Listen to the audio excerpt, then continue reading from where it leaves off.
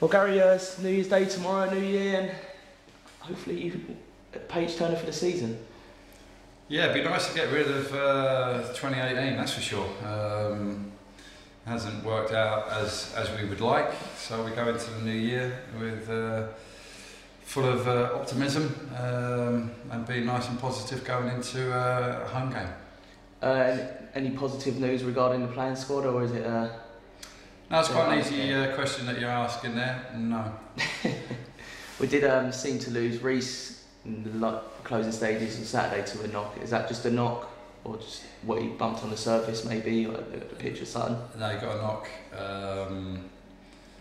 Yeah, he got a knock, so we'll give him every opportunity to be fit and available for the game. And we said we had Jerry back as well.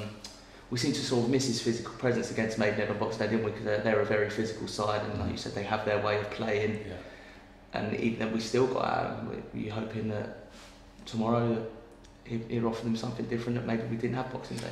Well, he didn't play obviously in that Boxing Day game, so it'll give them something to think about. A different approach that we have when Jerry's in the team. So, but we have to make sure that we turn up on the day. It's as simple as that. We have to perform and enjoy the challenge ahead.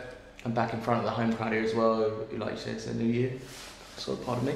Hopefully they're arriving with fresh optimism and confidence. Yeah. Look, I said all along, and I said after the game on Saturday that that game's gone now, and we have to look forward to the next one. We have to look forward to that challenge ahead and give it all in our next home fixture. And how do you review Saturday, just looking back quickly? It was a poor start, wasn't it? It seemed like if it went first 5 minutes ready to go over, it'd be a cricket score, but the lads responded really well, didn't they? Yeah, it was a dreadful start, we all know that.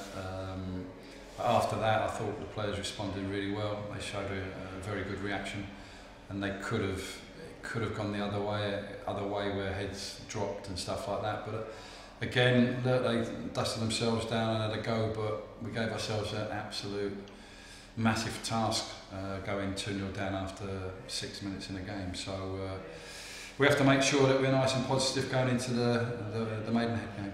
And like you said as well, it was against probably one of the best sides in the league in how they manage games, aren't they, Sarton? Yeah, they managed the game very well.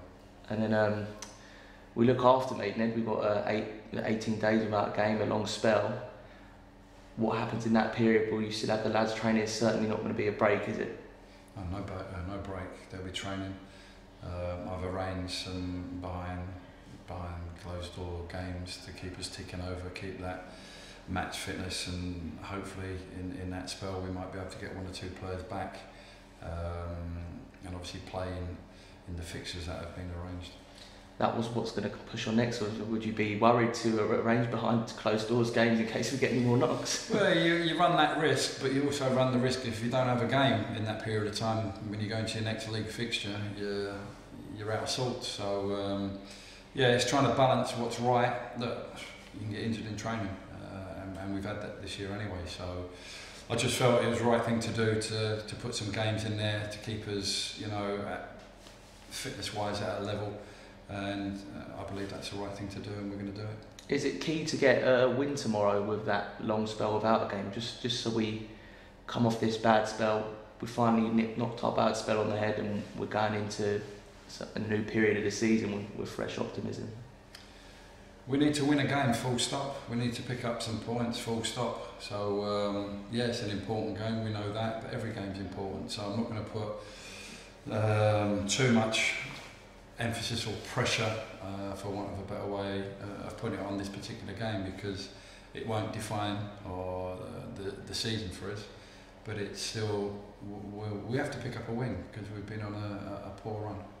And then it's Chesterfield who we got after that. Say it's a little bit of a break in the season, but how many players do you expect that day? Do you think that all this injury situation would have normalised by then, and you'll have at least a pool of 18, 19 players to choose from? I don't think we'll have that pool of 18 or 19, but we'll have hopefully a few more players to be able to choose from. So it does give us that break, if you like, to try and get some players back.